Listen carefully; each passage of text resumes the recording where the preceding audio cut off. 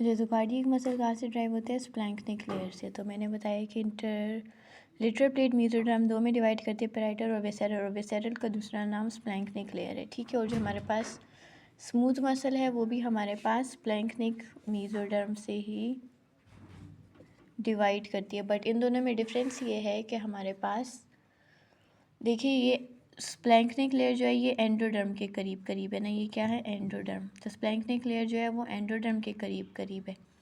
अब एंडोडर्म हमें पता है, एंडोडर्म बनाता है हमारे पास,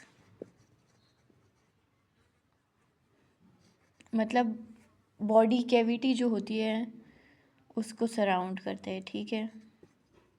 मतलब ये गट ट्यूब वगैरह बनाते हैं। तो जो स्प्लैंक्निक लेयर होती है वो हमारे पास कार्डियक मसल के जो स्प्लैंक्निक लेयर होती है वो उस मेसोडर्म से ड्राइव करती है जो कि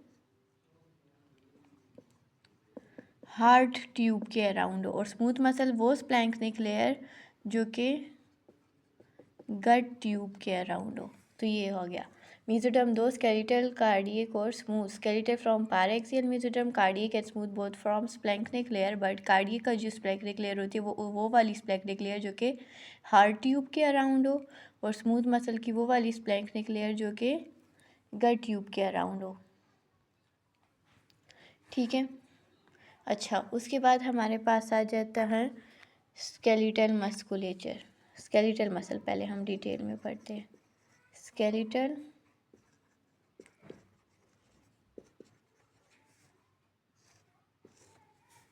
मस्कुलेचर।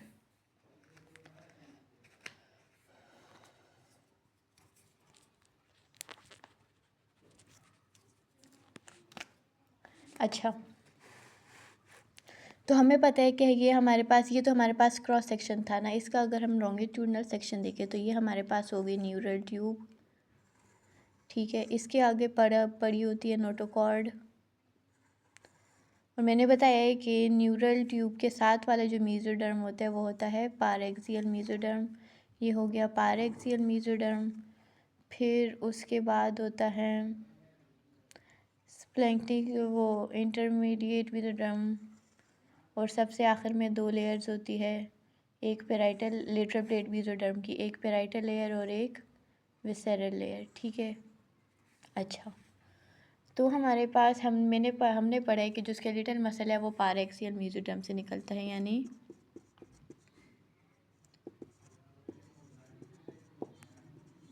इस मेसोडर्म से। तो हमें पता है कि जो पारेक्सियल मेसोडर्म है वो 4th वीक के करीब ब्लॉक्स में डिवाइड हो जाते हैं, टिश्यू ब्लॉक्स पे, ठीक है, इस तरह। और इस हर टिश्यू ब्लॉक को हम कहते हैं सोमाइट, ठीक है। तो हमारे पास वो मसल्स जो कि स्केलेटल मसल्स है वो कहाँ से निकलते हैं? सोमाइट्स से निकलते हैं। अब स्केलेटल मसल में हमारे पास आ गए एक्सियल स्केलेटन के मसल। अच्छा, हमारे पास स्केलेटल दो में डिवाइड होते हैं, एक एक्सियल स्केलेटन और दूसरा अपेंडिकुलर स्केलेटन। एक्सियल स्केलेटन और अपेंडिकुलर स्केलेटन में आ जाता है लिम्ब्स, ठीक है।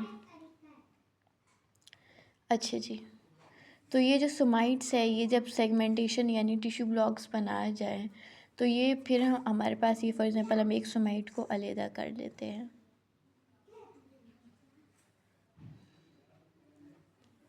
तो ये सोमाइट्स के जो सेल्स होते हैं वो एपिथेलाइज हो जाते हैं, एपिथेलाइजेशन हो जाती है, मतलब उनमें हमारे पास प्रोलिफरेट करना शुरू कर देते हैं। ये proliferate which is also called एपिथेलाइजेशन।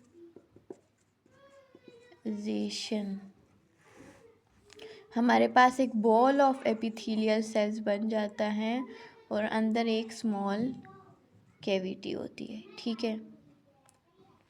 बस ये वाली पॉइंट बाद में बस ये है। फिर उसके बाद हमारे पास अगर हम सोमाइट को डिवाइड करें, ठीक है, तो सोमाइट के अगर हम वेंट्रल रीजन को देखें, वेंट्रल रीजन को देखें तो वो क्या करता है, वेंट्रल रीजन में जो सेल्स होते हैं वो प्रोलिफरेट करते हैं, वहाँ पे फिर वो प्रोलिफरेट से बना देते हैं लूज कनेक्टिव टिश्यू, और इस लूज कनेक्टिव टिश्यू को हम कहते हैं मीजेनकाइम। अब हमें पता है कि मीजेनकाइम होता है अनडिफ्रेंशिएटेड सेल, वो किसी चीज़ में भी डिफ्रेंशिएट हो जाता है। तो यहाँ पे ये जो मीजेनकाइम है ये डिफ्रेंशिएट करता है बोन फॉर्मिंग सेल्स में, bone forming sales for vertebrae and for ribs. तो हमें पता है कि जब कार्टिलेज से जब मीजेनकाइम से होते हुए बोन बने तो उसको कहते हैं एंडोकॉन्ड्रियल ऑसिफिकेशन। तो यानी लिम्ब वर्टिब्रे और रिब्स में ये होते हैं, वर्टिब्रे और रिब्स में हमारे पास पहले मीजेनकाइम बनती है और फिर बनती है वर्टिब्रे और रिब्स। अच्छा, उसके बाद फिर ये सुबाइड का वेंट्रल रीजन हो गया, फिर सुबाइड का इसके बाद होता है अपर रीजन। अच्छा जी, तो अपर रीजन में हमारे पास एक बता देता है डर्मेटोम। डर्मेटोम क्या करता है वो, यानी ये देखिए ये मीजोडर्म है ना, तो उसके ऊपर एक्टोडर्म है, एक्टोडर्म के नीचे जाके एक लेयर बना लेता है, और वो लेयर क्या बना देती है, dermis of skin.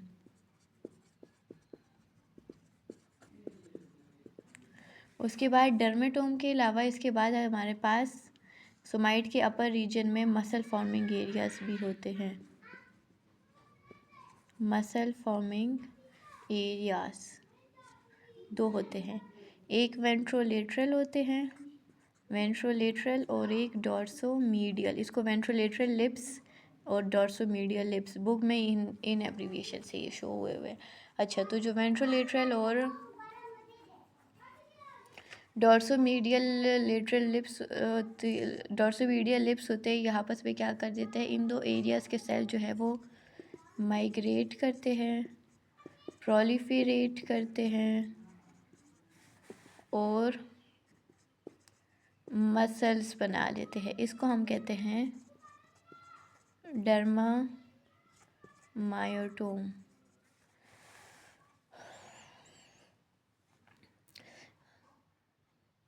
Doctor Najeeb ने इसको ऐसे बताया हुआ है कि ये हमारे पास फॉर एग्जांपल एक सोमाइट है, ठीक है, उसका वेंट्रोमीडियल एरिया है, ये वेंट्रोमीडियल एरिया है, और ये डॉर्सो लेटरल एरिया है।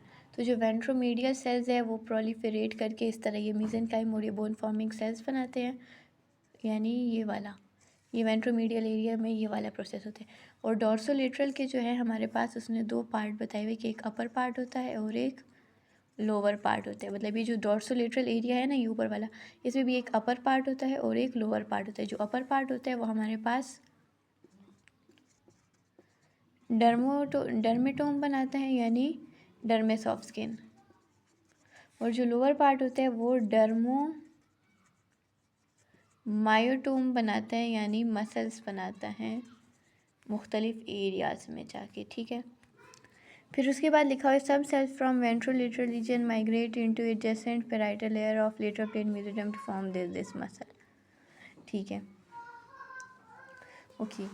अब ये देखिए हमारे पास, मैंने आपको बताया कि सोमाइट के मसल फॉर्मिंग एरिया में वेंट्रोलेटरल और डॉर्सोमीडियल। तो वेंट्रोलेटरल से जो कुछ सेल्स होते हैं वो माइग्रेट करते हैं, ये वेंट्रोलेटर डॉर्सो ये सारा किधर बने हैं, पाराएक्सियल मेसोडर्म में। तो ये माइग्रेट कर देते हैं इनटू ये जो पेराइटल लेयर कहते हैं आउटर लेयर, माइग्रेट इनटू, ऐसे माइग्रेट करके ऐसे पेराइटल लेयर में जाते हैं और यहाँ पे ये कुछ मसल्स बना देते हैं, जिसमें हमारे पास आ जाते हैं इंफ्राहायोइड लिम्ब मसल्स और एब्डोमिनल वॉल मसल, जिसमें आ जाते हैं rectus abdominis, external and internal oblique और ट्रांसवर्सस एब्डोमिनल।